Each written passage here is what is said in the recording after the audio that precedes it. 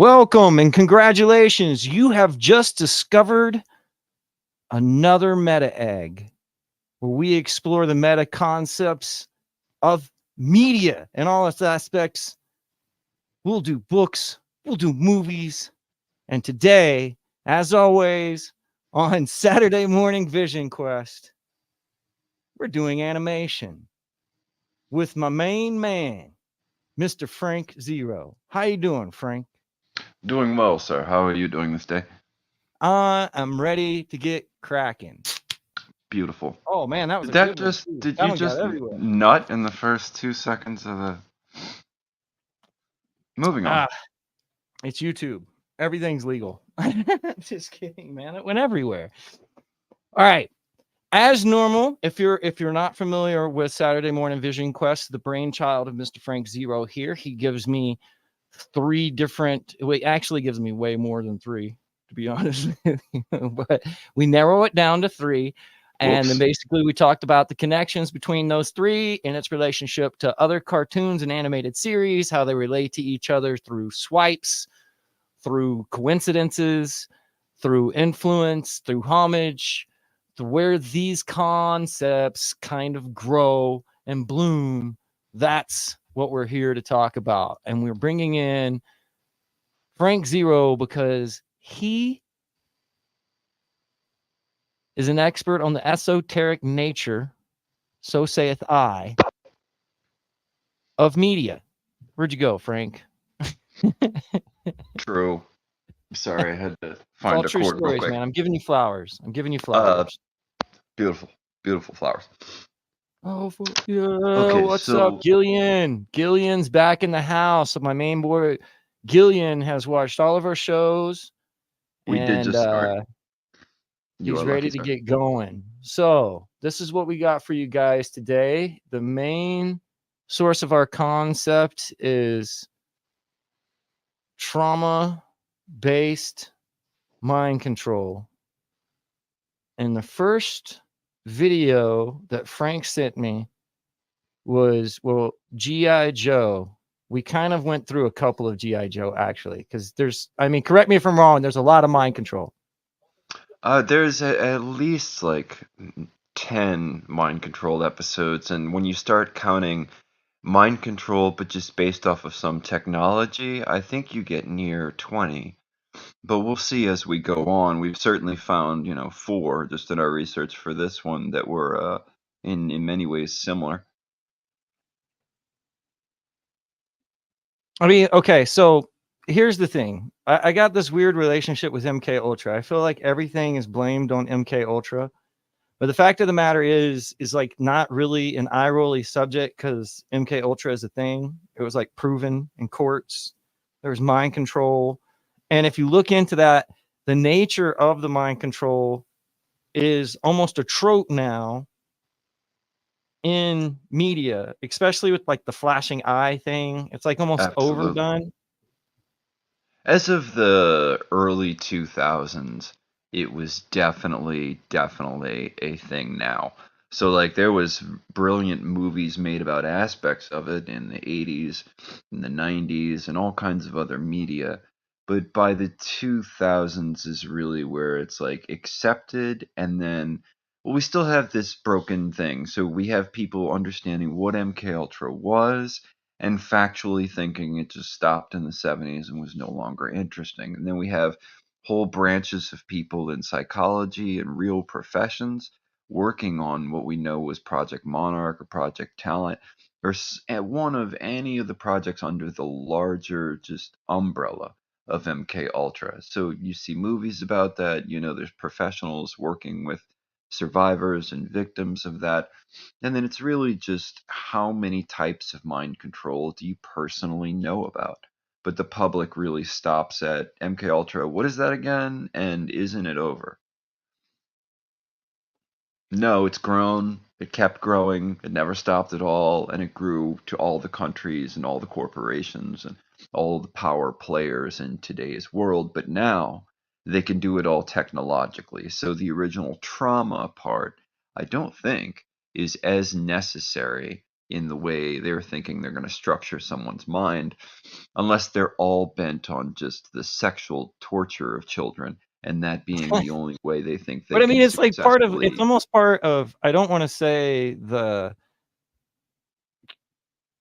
anon thing, but the whole idea of like child trafficking and child exploitation through like deep government is like part of the the Zeitgeist. You know what I mean? Like Now it is.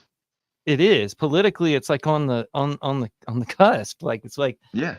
talked about, like as far as like Epstein and everything like that. That's like it's really weird. Like we like these Epsteins aren't going to kill themselves. Like Epstein is a household name because of that idea, right? Yeah, well, from P. Diddy to Right. Epstein, Of course. we can Good point. understand everything we need to know about how large-scale surveillance and the entirety of multiple industries, like we started with the Harvey Weinstein, then we got the Epstein Island. We know there was an Epstein Island in the 70s, in another part of the U.S. owned by a really rich person who just flew kids in, told them it was summer camp, and they would kill and abuse and make pornography with them or whatever. So we know that, and it has some of the same characters as today's Epstein case. So we know that that isn't the end of it. We got the Johnny Gosh and the Satanic Panic and all the other reasons that you can see people breaking the surface and telling their personal stories of being put through some version of people stuck in traffic and or explicit pornography or satanic ritual abuse or any of these sort of operations. Forgot where I was in that sentence, but the Bro, point I know is, why you forgot, and I'm prepared. I'm like sitting there and I'm ready for you to hit this subject, because the GI Joe episode kind of covers all of that in this really weird way. Like it has, where they're trying to get this information out of this guy, so they're using like this brain extractor that has like a dial on how powerful it is, right? yeah, And then there's this conversation between them on this guy's handling all the torture we give to him. We got to turn this thing up to 11. right, Then the doctor goes, no, bro, that's not a good idea. right, And they kill the doctor, because yes, plot twist later on, you find out that there's the whole town is made of people that don't exist. Anyways, right there, they kill the doctor. So then what happens is, as soon as they turn it up to 11, it goes straight paranormal. And there's like spirits of like hallucinations in Shipwreck's mind, like his deep subconscious, start flying around the room. yeah, and they're the It's just Baroness, they're his paranormal for own no pet reason. bird, they're just the faces of random people in his life. Cobra Commander there, or a Like large. it's his inner thoughts, like whatever happened to him in his head, he can like, it starts projecting, and then it becomes that overpowers both of them. Was like it's But I mean, blasting the okay, symbols of his unconscious, and then yeah, I don't know what she was attempting to do, but obviously somehow it didn't work out. the episode is called, okay, here it is. Yeah. I had to And find so it. I had to that look. type of mind control, the multi-fluorescent flashing lights with a programmed message or something being played over and over. In this case, it's the words in the dictionary to try to get the code word. But that whole concept is definitely post MK Ultra, and we're talking about Right. psychotronic weaponry and things that all the modern mind control gadgets and magic we can look up the patents for. So they exist because of someone, the Army, the Department of Energy, Google, whoever it may be. And used in stuff like Stranger Things, which is all based on MK Ultra mind control, as used as part of their plot, where Yeah, they well, it actually, was originally called Project Montauk, or the Montauk Project. That was the name of Stranger Things. And their Really? original show Bible, oh yeah, their original show Bible is so very faithful to this. And then by the time it gets to TV, we just have some slight distortions, which remove us from Peter Moon's material directly. But I mean, Peter Moon and the rest of the fellows who Yeah, think that they Peter went Moon to made the book Montauk, but about Montauk and synchronicity, and I think like a few other ones. quite But simply, the most coherent Montauk narrative there is, and it is already very far-fetched and a colorful out of tale. But control. if you go by the victims of Project Montauk, you'll have a bunch of very strange, even more colorful, time-dilating stories. Okay, so I looked it up. The name of this episode is "There's No Place Like Springfield Part 2." Right. There's an actual part 1 that basically shows like the beginnings of what happens, which is like recounted at the beginning of this episode, where they come upon this island. Cobra stops them, but right before it, this professor basically puts the secret to a certain combination.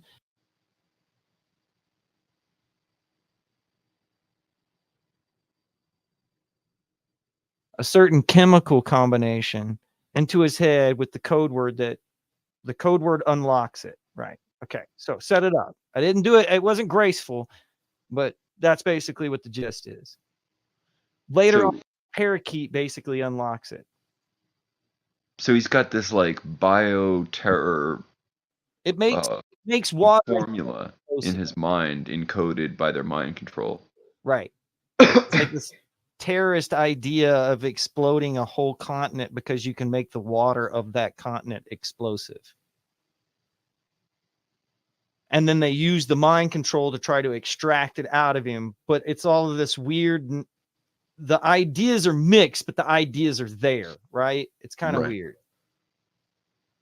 It's All right. so it's almost like G.I. Joe's Weapon X Lies in Videotape, the X-Men episode that allows us to become familiar with how incoherent Wolverine's memories are, and parts of the Weapon X program and other members like Maverick and Silver Fox and Sabretooth, of course. Um, and so that episode I think is the most extreme or direct MK Ultra and the writer of the episode said it was from his research in MK Ultra and stuff like that. And I think aspects of Monarch again because this is the 90s by the time these episodes are coming out. And then GI Joe will shipwreck himself so far gets himself into 3 episodes worth of mind control because there's another Yeah. episode where he goes to visit his family and the whole town's Or mind very control. Montaukian ideas of manifesting whatever, like the Montauk ideas that they were making little kids try to manifest stuff into like manifest. Like you see it in shows all the time where they were talking about like that was like a superpower where you could manifest whatever you wanted or whatever. So their ideas like they're putting these things on people's heads and that it would amplify their imagination into a physical thing, a physical aspect, right? Right. So you But could take a Shipwreck psychic actually does that in another episode. There's that episode that yeah, I actually with the chair. mistook for this one, which was called like Once Upon a Joe, where he's telling the Right. stories to little kids, and then they're going after the MacGuffin. That's what the device is called, the MacGuffin device. Okay. That's The weird. MacGuffin device. That's a kind of an adult joke, right? That's like a storytelling joke, right? Right. So it amplifies whatever's in the user's head as a physical manifestation. So all of these cartoon characters that were in Shipwreck story that he was telling to the kids created these little buggers, right?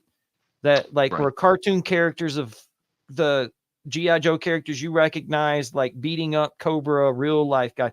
Anyways, it was a mess because it was very Montaukian. You get what I'm Right. saying? Like Yeah, so that it's like somebody took those ideas about Montauk and separated it on Shipwreck specifically, which I find is really kind of weird. right. Well, that the Montauk chair idea, the idea where kind of like in Stranger Things, you would put a child who tested more highly having psychic abilities. You would place them in this chair, and you would use their imagination, perhaps trauma, electricity, whatever, to manifest their consciousness, like you said, in any way that you could. And they tried to get the scariest, largest, weaponized imagination out of these children. So there's a G.I. Joe episode that directly shows those kids being put into a chair to manifest their thoughts as nightmares. Weird. And then there's this episode you're talking about. So it's very, very crazy. The amount of times the trip chair shows up, or the Montauk chair shows up in these cartoons is insane. Yeah, certain actors too. Like I know you know about, like Jim Carrey's always in that like Montauk chair. Right. Like in Batman and Robin, he has the one that like functions with everybody's fiction into his head, so it's downloading all of their secrets. And that's like the whole thing about the whole like idea of using trauma to separate a personality into two different people so that you can hide secrets in one personality, Well, or many use different skills. alters. You want to split the mind into many, many different parts. So in one little tiny compartment, in one little personality, you have all the secrets to, nuclear codes. And then you have 6 other personalities that the person thinks they're just one of. So I mean, so one personality is the person's front actual personality. And then you program a bunch of characters in, and then one of those characters, maybe in their dreams, has the codes to the bioweapon. And then all the other characters are unconscious of that personality, so on and so forth. Sorry to interrupt you, buddy. No. I was being quiet and letting you go because I understand everything that you're saying. Okay, cool. I mean, that's definitely like in this particular G.I. Joe, what they do was this idea that he was old, like he woke up and he was not aware or had forgotten about certain aspects of his life. He had a wife and a kid. Scarlett's there. All of his old friends are there, but they're older. His beard is gray. And then, I mean, so it's not necessarily like, it's not necessarily, it's more like missing time or something. It's not really like a split. It's not really like a split personality, but I feel like, well, there's a Flint's Vacation. Anything could have happened to him. this is a traumatic episode, man. I mean, like, I remember all around. seeing this, and that was a very disturbing idea for me. Like, Yeah. all of a sudden your life, like you have a wife, like you wake up, it's not really your wife. Then you learn to love your wife because she loves you. And then it's like that Total Recall scene. I was just about to say, it's exactly like Total Recall. That's the thing where you have to wake up one day and be living someone else's life and just adjust for the sake of the characters that are in that simulation. Adjust for the sake of the hearts of the people that you're interacting with in the moment, as opposed to this history you remember living before you woke up in this place. It's bizarre. I mean, bizarre for children. I mean, that's like it's a fucking MK Ultra idea, right? I mean, Philip K. Dick, who wrote Total Recall, thought that was happening to him. I mean, the guy was very paranoid and aware of that shit. Absolutely. Well, the whole idea of our world being simulated, or the agents of our world manipulating one's memory, one's consciousness, Philip K. Dick put that into almost everything he did. And I think in a viable sense for the technology and the things we have going on today, I think that it was all quite prophetic and not as paranoid as it looked at the time, of course. Now, before we go on to the next episode, I've been trying to get everything right.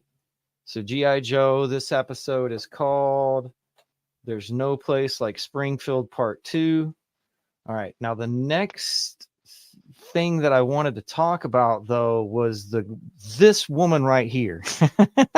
Oh, boy. You have fun with that. Dude, I am going to have fun with this because I didn't know who she was. But, I mean, the scene is very erotic, bro. Like the twins, first off, the twins are definitely a split personality. I feel like it was kind of appropriate for the twins to be involved with the MK Ultra scene because the whole idea of the twins is a very MK Ultra idea. You know what I'm saying? Like, Yeah, and look at like what industry they own and where they live and the way they function and everything. The twins are very on purpose. yeah, the way that they like finish each other's thoughts and stuff like this. Let's see Weird as if hell. I'll say Cadet Dimming, G.I. Joe. And it turns out that this chick has a huge following. Now, the only place that I really found where she's covered in an episode is there's no place like Springfield. Here, let me see it right now. I'll bring it up on the screen so everybody can see. All right. Boom. There we go. So she's got fan cosplay, she's got fan figurines made, but she like people like to dress up her as her at friggin' conventions. And she has this one episode where she straddles Homeboy. Tell me, Cadet. People are thinking that she's hot. Like, it's bizarre, but I think that she is, bro. I'm gonna be honest with you. I'm a big fan, and I know that this scene is just out of control. Like the tension, like there's this one scene right here where she jumps up on Homeboy, right? She straddles him, and then they move her leg. Look, like Yeah, they move her she's leg to the other side. It's weird. Weird. Yes. What is that because it's a position? very like she gets in his face. Like Yeah, yeah, everything yeah. is like close and intimate. It's a very like erotic scene with the lights, and then She's they're like, definitely like "Can trying she to take it? Can entrance he him take it?" separate of the toys. Sorry. No, yeah. I mean, it's totally. I mean, we talked about how they didn't really get weird until the movie when they made the like reptiles or whatnot. But it's a lot Right. different. Like, there's a lot of weird stuff being covered in each episode that we've viewed so far. Because we went back and Oh, watched the absolutely. first Yeah. episode. If the reptilian thing isn't around, there's still enough. Like, there's still like 4 to 5 other sets of weirdness that happen in all of these shows. You know, Okay, now there's 4 or 5 categories of weirdness besides, like in Conan the Barbarian, and in this, all these shows that have like a huge reptilian component still have the other 4 or 5 categories. It's bizarre. now we're watching Defenders of the Earth. Wonderful. Do you want to talk a So little bit about what this is in case people haven't heard? yeah, I'd like to. So Defenders of the Earth came out in the 80s, and it was a smorgasbord, and it was a combination of all these really, really ancient characters. So in the 1930s, the first comic books came out with Buck Rogers in the Shadow, Dick Tracy in the Chicago Tribune, and Conan in Weird Tales. Doc Savage also came around in 1933, and on radio, The Lone Ranger in 33. So 1934 was Flash Gordon. 1934 was also Mandrake, and Superman was going on at the same time. 1936 is The Phantom, and only 1939 brings us Batman and DC. So in 1986, uh, 10 million licenses were thrown at children's eyes, including G.I. Joe, Transformers, Masks, Spider-Man, Chuck Norris, Droids, Ewoks, Inspector Gadget, Thundercats, Rambo, Johnny Quest, Laser Tag, Silverhawks, Ghostbusters, and Humanoids. You get the point. And Yeah. so when they decided to redo this in 85 or 86, they decided to grab the oldest character, which was Flash Gordon, or I'm sorry, uh, No, who this is is the Flash? Flash Gordon. You Okay, said yeah, Buck Rogers earlier, but I mean, it's yeah. basically I'm just sorry. derivative. I was just getting Buck Rogers in because it was the early 1930s, but Flash Gordon was 1934. Phantom was 36. So Flash Gordon, the Phantom, and Doc. Wait, who are the other? I'm just having a brain Is fart real quick. Mandrake's in here? Let's see. I Yeah, think some of them Mandrake's are the actually villain. created because there's a whole cast of like Captain Planet type teenagers that are Right, all right. have different coats. And I don't think that they're real. I think that they're made that's that same Super Friends mentality back in the 80s and the 70s where they kind of like mix those characters with But they're trying to make teenagers. it relatable to Right. the Right. But kids and teens. And then okay, so I think go on. Nope, you're good. Go on, buddy. Okay, so anyway, they decided to get all these characters together for this 80s show when all these other 80s shows were doing so well. It has 65 episodes, a lot of strange themes, a lot of great writers you're going to see passed around from shows from Star Trek, the animated series, all the way to Ninja Turtles.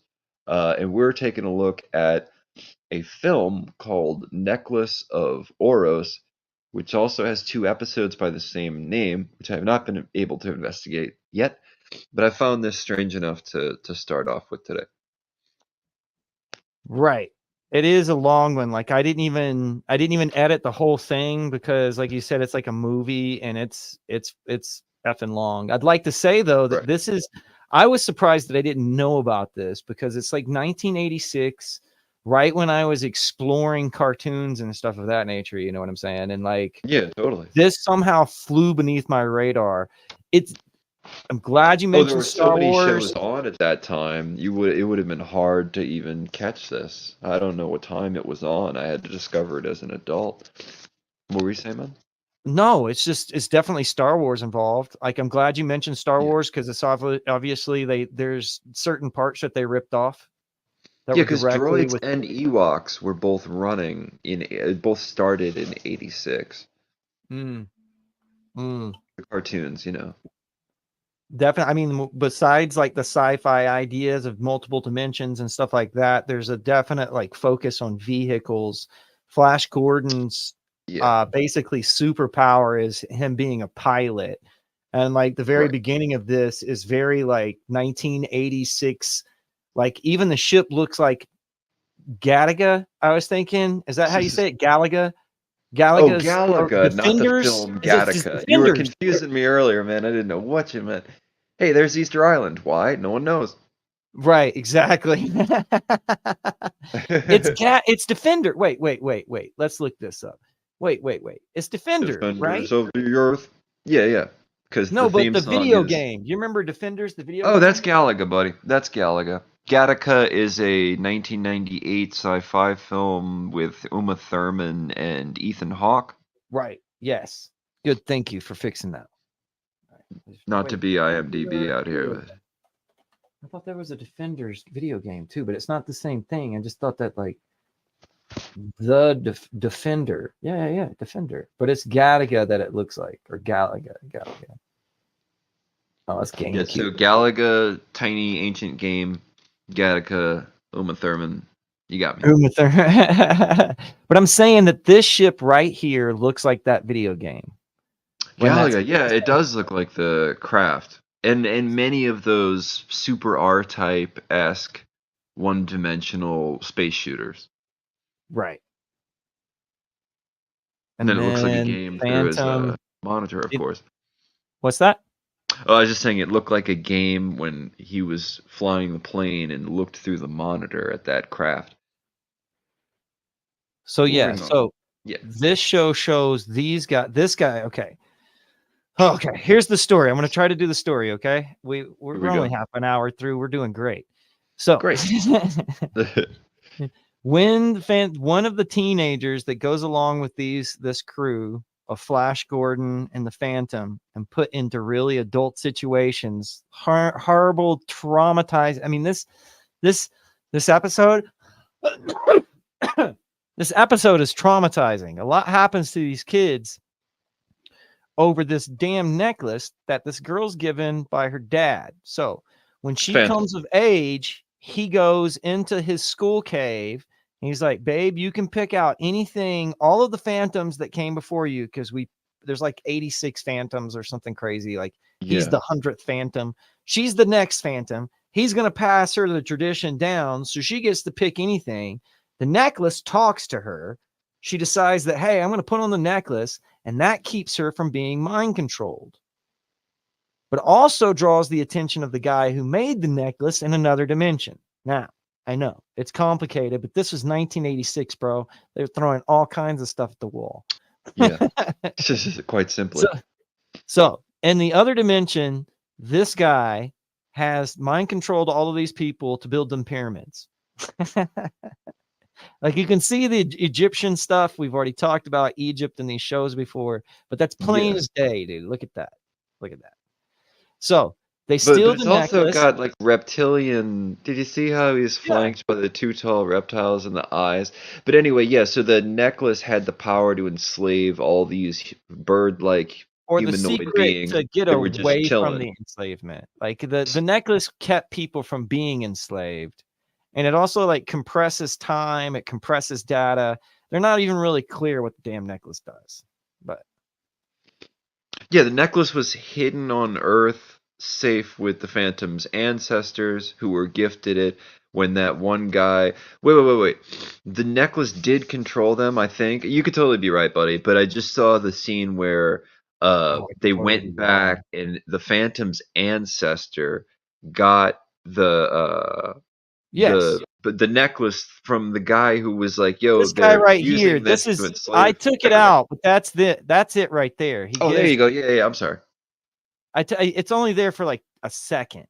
Yeah, Boom. And then that because this guy dies, and the way that I get around copyright is that I clip out 10 seconds. So I only showed like of course.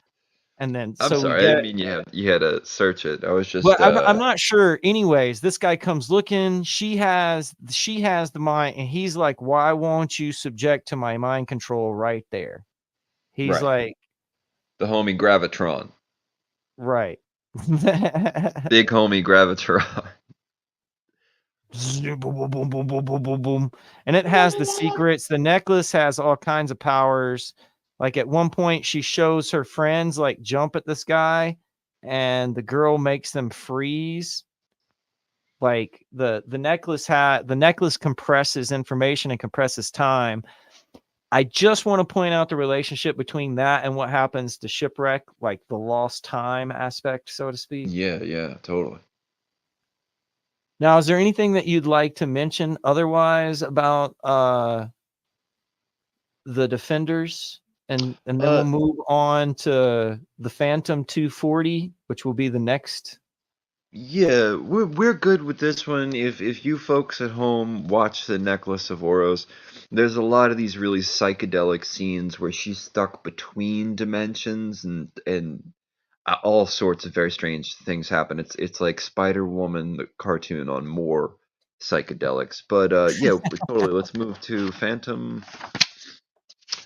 the What Ghost was Who the year Walks. for? Okay, I think it's. Sorry, what? Let's That's the see. theme Let's song see. of the Let's cartoon. see.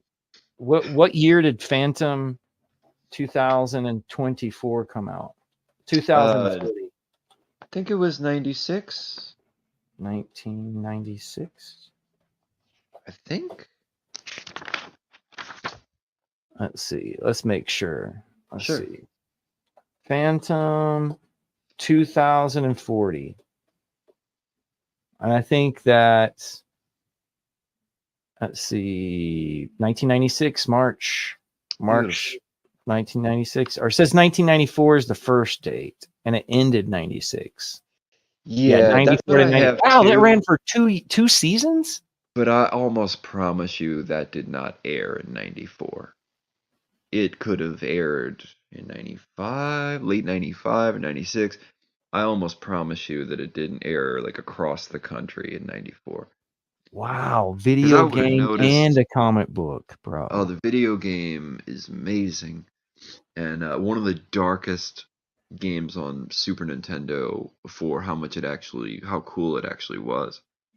And then, what's the other thing you mentioned? Oh, comic book Oh, yeah, 2040 was those are adapted in a comic book series by Marvel Comics in 1995. sort of like. The first issue was about the older Phantom and nothing about Phantom 2040. And then, as I remember, and then I never saw or looked into further issues, but I would love to love. It's a really great mythology that Peter Chung came up with here. Well, like you said, this is around the same time that the whole Billy Zane thing is going on, right? The movie. Yes, that absolutely awful film came out sometime. It might even be 95. I'm not sure. Hmm. Now, this episode is very psychedelic and for lots of weird technological. There's a lot of like soul transfer through technology psychedelica expressed in this episode. It's very Well, interesting. people might recognize the style from Eon Aeon Flux Flux. around that same time period. I mean, back in the day, there was this thing called MTV, and for a few years there on MTV, before reality TV showed Liquid up, television. they played videos, and in between cartoons called Liquid Television. And Liquid Television was kind of overrun by the artwork of an individual named Peter Chung, who, because of Yes. the success from Eon Flux on MTV, was allotted projects such as Phantom 2040. Yeah. Uh, so Liquid Television had some other indie greats. There was the big-headed guy with the alien that lived in his head cartoon. This was passed around in section or blocks with Beavis and Butthead at one point. But yeah, Aeon Flux was these strange little segments, and then all together. I do not know Dog Boy Ollie. I'm very sorry. I would discuss it immediately. But yeah, Liquid TV then became like an open venue for just all sort of animators and new ideas and whatever. Aeon Flux made itself into more prominent MTV segments after Liquid Television was done with, I believe. Uh, and Peter Chung went on to do a great many things. Do I you want would to talk about suggest, him now, or do you want to describe the show? Because if we're going to talk about him now, I'll go ahead and yeah, show let me it. just talk about him now and get that out the way. Okay. But so Aeon Flux was like his masterpiece or his first, the work he was, I think, most personally involved in first as an animator. And then the Animatrix has a matriculated is the name of his episode. It's a brilliant CGI kind of these people surviving in this psychedelic organic environment. Not to use that word too much. The Ninja Turtles, he did a lot of design on, worked on for years. Rain, which is a show about Alexander, the dark mystical version of Alexander's place in history.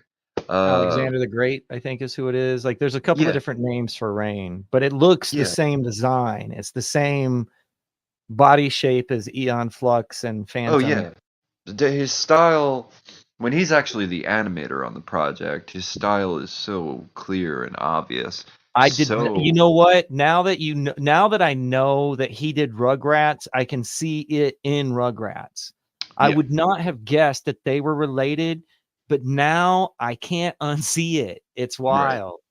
Definitely a part of that original design. Like, just like if you look at the very early Ninja Turtles episodes, and you look at how incredibly stylized and strange, like April and her boss and other human characters look and the styles of their clothes, it's almost Aeon Flux like, or at least Phantom 2040 like.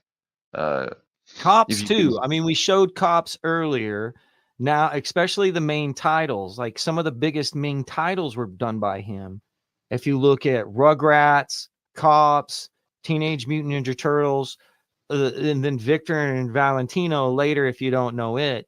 But I mean, it was like he kind of was the jump starter for the whole projects in a while. Like every episode, you saw his trademark. I yeah, find that very interesting. cops, especially in that goofy faked alien invasion, they fake the alien invasion with the robots. That episode, you can see his, that same weird proportion and weird way of Yes.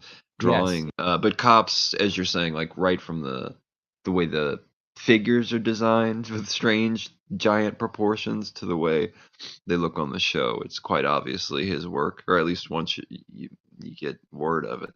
And then Fire and Ice is, of course, this 80s epic fantasy thing. I don't know Right. how That was much. what's his face, the individual who did it kind of like it looked like live action. He did Lord of the Rings. He did what was it, Rock and Roll or something like sort of like Heavy that. metal? Oh, American music or American something. Here, I'll look it up. There's Fire. there's heavy metal and there's American Hustle, I think. Um, oh, is it American Hustle then? I'm not sure. It's I've a never it, seen but that. it's like this idea of like filming individuals and then animating on top of it was, but Yeah, I know it kind of exactly what you're has talking that about. liquid look I that. don't know that cat's name. Yeah, but I know who you mean. Oh, let's look it up then. Let's see. Fire and Ice. We'll just start with that. And Ice, because I haven't seen that one in a long time and it would be worth watching. Alrighty. Robert Batsky. Is that right? Yes, because I recognize the name, Okay. but Yeah, it's he's got like a Frank Franzetta sort of. oh yes, absolutely. He's like, but he kind of it comes from that same 1970s, like you said, heavy metal. Like a lot of his artwork looks like it needs to be on the side of a van in the 70s. Yeah, no, definitely. Oh, I was referring to the film, the animated film Heavy Metal. I didn't know if you were. American Pop. That's what his other one's called. There you Where it, are. Okay. I think that's what I yeah, was he thinking did of when I like said American Hustle like an idiot. well, he filmed certain like Janis Joplin's in it, Jimi Hendrix is in it, but it has like a story that runs alongside of it also. Okay. Yeah, it's just he did a lot. Like there's these people that we kind of take for granted because now we have like computer animation. And the thing about computer animation is it kind of like cuts down on the individual style. I mean, you Sure, can yeah, still, absolutely. Destroys it. like it destroys that little trademark of recognizing an artist's work by their characteristic or style that they include in something. Now, there are people so good at CG art that they have a style within CG art, but you're not forced to, like, I don't know, sit there and draw out a costume or draw out a character. And it's all this, like, let me modify something on a screen until it works. I don't know. That probably sounds asinine, but you can't recognize style like you used to be able to. When you look at cartoons now, you go, "Oh, this Well, is I mean, CG," but I don't right. see anything distinctive. I can't even guess the country or race or anything of this person. It's CG. And then before that, we had really, really, really stylistic anime, stylistic Russian animation. Completely Like different. Samurai Jack but I mean, Right. that came out of like like happened in the 90s with comic books. Like it became more about Yeah. the artist's own like Well, um Samurai Jack is Mike style Mignola. than Like direct anatomy or whatever. But When Mike Mignola's distinct style made it into the consciousness and became animation eventually, that was uh this wait the samurai. What is but the the name of guy the who samurai? did Samurai Jack is what you're Samurai talking about? Jack. Yeah, that Tartovsky, I think is his Yes, name. there you go. Good job. Good job. He's Good job. hyper stylized in everything he does as well, but I Right. felt Good like point. that work, Samurai Jack, was a tribute to how much Hellboy stood out among other comics, as stylistically. All right, so we've studied Peter Chung here. His whole thing, though, especially Eon Flux. I mean, Eon Flux is almost exclusively brainwashing. Like, there's a lot of like MK Ultra trained killer who forgets who they are. Well, they're in Weird, a technocracy, trippy. they're in Yeah, our near future. but that's definitely apparent in this particular episode, which Yeah, is called, what is it, mind over matter or matter over mind. Like correct. you said, they basically use technology. Something traumatic happens to this guy in his past. To figure out why it happened, he basically wants to download the internet to his head, I guess is the base way to say it. So he knows everything. And doing that, he sets off a completely fragmented other personality that is like completely self-reliant inside of the internet. Like it only exists through holograms. And Right. then the hologram and he want to rejoin. And then it's it's messed up because it's definitely elements of like traumatic mind control, but there's also like the technological advanced whole Yeah, like so like he technology wanted to side of hook it. himself to everything, and that's kind of what he does. Like he gets high off of just giving people information because there's so much information floating into his head from the internet or whatever space. And then he was preparing a backup or clone of himself or whatever. And then something traumatic happened where he didn't get to make that clone, but he didn't realize that entity, that clone actually existed and Still matured alive. into its own individual that was still trying to run around and getting him the information back. And the journey to get him that data back is a psychedelic one for a spirit that we're not used to encountering, which is this dude who's not a person but a program that just has been running around inside wires trying to find a real man to give him his life The back. other half of him back, and then they like have to separate after there's a failure. And because like you said, like the one guy is just trying to, he's turned himself into like what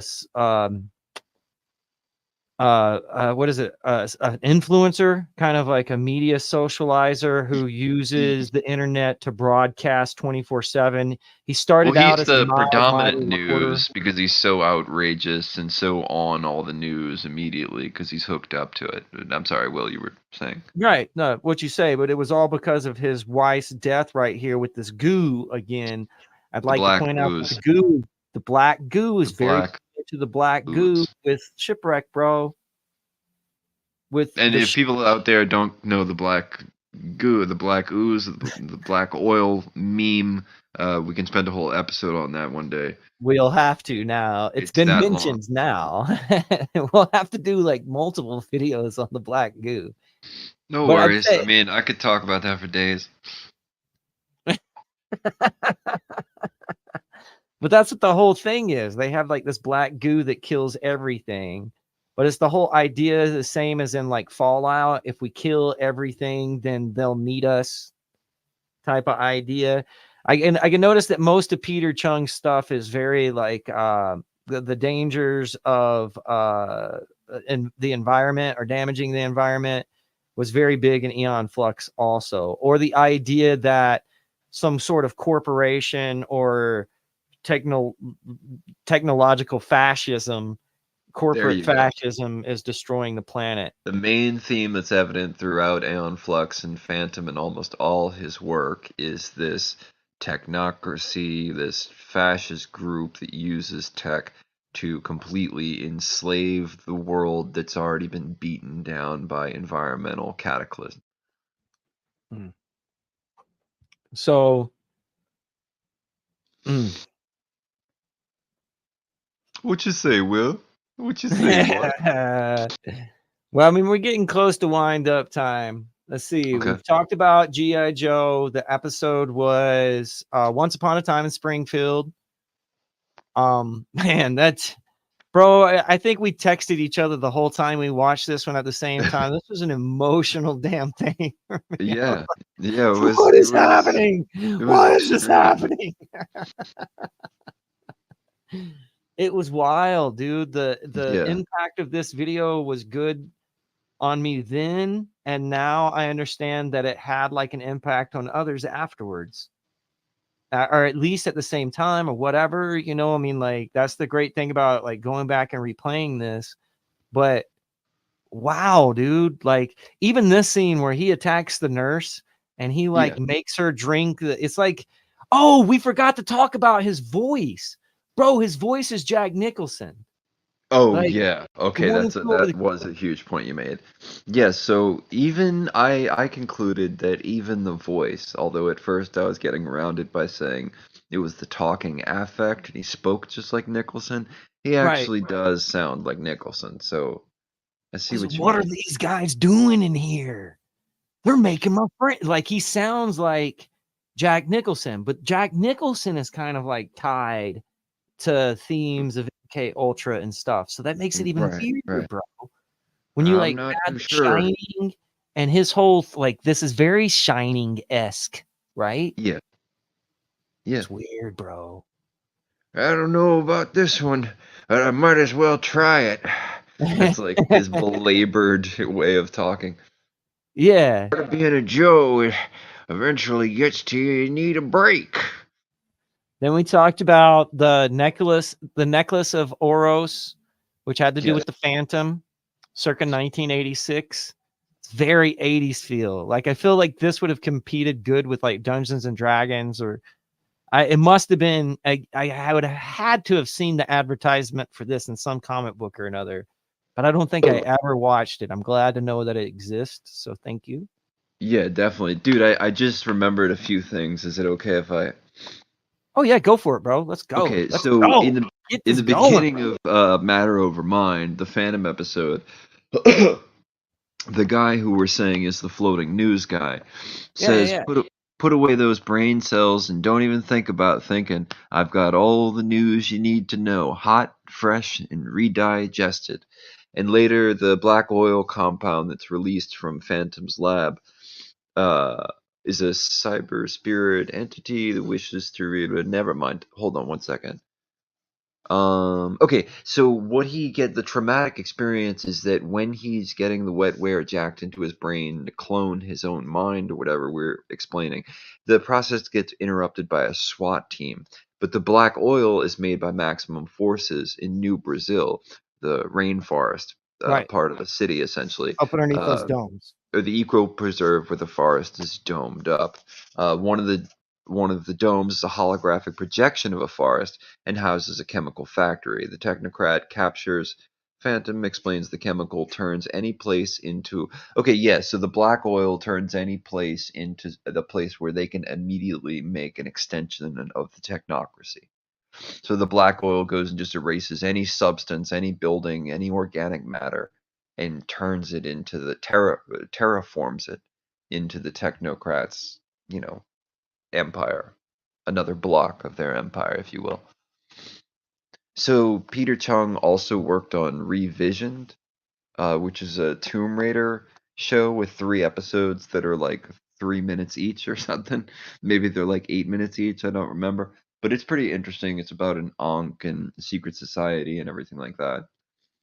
Uh, Yeah, there's a bunch of these like Dark Fury, I think is actually Riddick, the Chronicles of Riddick. yeah, that one's great. So there's quite a few of these that are like almost licensed stuff that he did. Like you said, with Rain was Alexander the Great. And Yeah, then there was the revisioned work of Tomb Raider, which I thought was like really cool too. There's also yeah, yeah. Ring Raiders. I don't know if do you know what Ring Raiders is? I found Yeah, that it's really a silly show that I think he was only there for under a week or something Well, it working says on he it. did a lot of the designs. I don't remember the show. I remember the toy very well. I do too, and I looked at the show. It's just like a silly kind of sky racing show or whatever. I Mm. didn't actually get to watching it, so I couldn't give you a real synopsis. But um, everything like Fire Breather, uh, Diablo, Wraith, the things he worked on the sides, some of them I didn't quite have time for, but I did want to suggest Tomb Raider and Rain, Dark Fury, Animatrix, and Aeon Flux are like if you haven't seen those, get to that immediately. Phantom Immediately. 2040 is that important as well. I didn't mean to put them in two separate categories. Well, I think that we can do a Peter Chung dedication to like look more deeply at his stuff. We can do a Black Goo.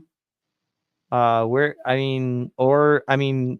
can do a part 2 to Lizards. There's still Lizards like on the back burner there. What Yeah. else? What do you think that we should do next? Let's move toward the Montauk chair, because I've been torturing people with the idea of the psychic children in the chair episode that we haven't just aired yet. And so with that, we're gonna have other G.I. Joe mind control probably, but I really want to get into shows like Johnny Quest and other shows you guys haven't physically seen on the show yet, so to speak. So I'm gonna I'll figure out So something cool, man. unconclusive, which is that's just normal, but which is cool. I feel like I don't know. I like this because, like I said, like first off, I got multiple episodes of Shipwreck, and I realized why I like Shipwreck so much. But then listening to him and how he talks, like Scarlet, like Right. I want my grilled cheese sandwich. But he What are you also doing with that, Wendy? Like I am don't do everything it he justice. says is followed by what do you Right. The bird's It's smarter than he is. like if you could get through the way he talks, and then you got to get through the fucking bird, and then You sent me that text too earlier. You were like, wait, they cloned his bird too? Dude didn't have a chance. I was very upset about that. I was very upset about that mid first watch or rewatch. You don't clone a dude's bird, man. What the fuck? I know, and then it's so annoying. I mean, I don't have any beef with this bird. I really don't, but But his bird came down, and then he's like, well, they figure out what's going on. And then he was like, but the only one who knows the password is Lady Jane. He goes, password, frogs in spring, or something random like that. Oh, I got bizarre. another quote, man. There was a great quote from from Cobra Commander. Oh my God. He comes in there to the twins, right? Because they're going after this password. The cadet Deming has totally lost her goo-goo. They've had to escort her out. And then they've put Shipwreck in this bed. And like you say, they have this light that's just going through the entire Oxford Dictionary, going word after word. And the twins look at Cobra Commander and they're like, well, it's got to have say the password sooner or later. And Cobra Commander goes, oh, so we could get this right in, I don't know, the next 5 to 6 years? And he No, goes, he's like thousands of years. He's like really upset with them. and They're then like, he it's got to says be this somewhere in the classic, dictionary. he says this Sure. classic one-liner. He goes, even I didn't expect failure that soon. Yo, he's so hard on him, dude. It'll be the Bro, he's got same great 3 lines. hours he asked him to get. Like, he'll be like, set up a satellite at every volcano on Earth. And 2 hours in, he'll be like, Storm Shadow, why are they not all fully functioning? It's like, yo, you're trying to do like world spanning shit, dude. Chill out. Chill the fuck out, man. Always. It's Oh, like and the then you have password. We Destro to can't be figure out like, the password. He's you're like, an idiot if you think they can do that in 2 hours, Cobra Commander. And then he's like, "Ah!" Just worked up. it's good, bro. That episode was like, I really appreciate how that was like written. I don't understand that whole scene where the disco rave lights and the brain mind control turning into spirits and flying around the room. I don't understand that. Oh, But I there'll be was other there. I was episodes on to board. clarify that. The Cthulhu monster in Scotland and some of the music, mind control. We'll get more clarity on what happened in other episodes. I'm sure of it. Oh my God. Look, there's like 5 comments. Let me go through the chat room and then we'll bail. Let's see. Sure, Let's see. Jason, man, I'm gonna have to watch this again. I feel like I'm I'm taking crazy pills. Then we got not Saturday morning show, but would love to know what you guys think of Serial Experiments Lane. If you have not seen it, you should predicted all kinds of shit. Okay, that I don't know what that is. We'll have Definitely to. a fan, and I'll watch more of it. Thank you. We'll check it out. I'll see if Will wants to do something on it, but that's a little far fetched. We're gonna work with what we have right now, and I'll start watching Lane on the side. All right, how about the augmented psychic powers and technology combo that comes up here and there? Yeah. Yeah, absolutely. I mean, we could do an episode on just that, really. Of course, you touched on that in some respects tonight. Yeah, a For little sure. bit. Yeah, but I mean, like the whole there's this weird magic, psychic powers, technology. I mean, even in the X-Men, the psychic powers are like augmented by technology with cerebrum and stuff. Like But Cyclops has his glasses or whatever. But if we're talking about like, there's a lot of shows about like in the future, augmented beings who are also psychic or super soldiers who have augmented parts or also have psychic abilities. The Clive Barker game, about Crowley and all sorts of other things.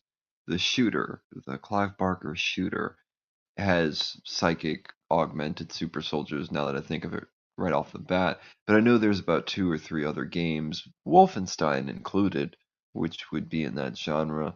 But no, cartoons about the future probably ran across that a few times. And I bet it's in Ninja Turtles just because there's so much dimensional hopping weirdness. Hey boy, talking Professor X or Doctor Doom?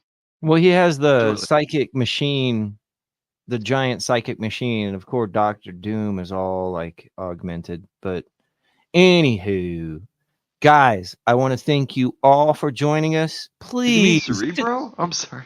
Cerebro. I called it cerebrum, I think, I'm but the sorry, whole bud. thing is I didn't hear basically you struggling there. he puts it Cerebro, on his friends. head and it augments his mental capacity, right? Like Yeah, his psychic powers can it's a go whole room installation, and then the right. It's little helmet comes down, focus or tune directly in his noggin. his noodle sebum. Professor X's noodle. Please hit like, share this shit. Go show your family. Go tell your mom, hey mom, you remember when we watched this cartoons? You were brainwashing me. Stuff like that. Sub and scribe. Yeah. Sub and scribe. Hey, you know what? We were talking about this earlier. Frank, Frank has a blog and stuff out there. You guys go and check out the blog, but also Frank, you need to get on your Patreon, bro. You need to Yeah, like start something up so they can support you. that should be coming very soon, friends. There's a Saturday Morning Vision Quest website you can check out now, but I should be coming up with a new one fairly soon. And you can look up Frank Zero or The Farm or whatever you like to look at my old interviews and podcasts and things. And you can find me here. Who knows when we'll do another show? Hopefully here soon. In a couple of days, I got some lined up with some other guests. But of course, as soon as we get off of here, I'm going to text Frank. I'm going to be, Frank, that was amazing. Thank you. Give me 3 more cartoons. And he's going to give me 10. And then watch a bunch of them. We'll figure out what to do. And until then, I found a 2000 plus Vision Quest YouTube playlist. Whoa, I need to like make our playlist because I've fallen behind. But this young man right here, and I don't know if he's a young man, he's probably as old as my ass, but Gillian has gone back and I've seen him spread out through the comments. I've seen him in the chat room in a couple of episodes already. This guy's gone back and he's like a big fan of everything we've done. He's all about Yes. it. He's all about it. Sorry, Will. Yes, that is. Uh, a number of years ago, I think, not that many years ago. I know it has Invasion America and a lot of other stuff. I either found things in or I knew the shows were worthwhile enough, so I put them there to watch them later or something. But most of them should have cool synchromistic stuff already.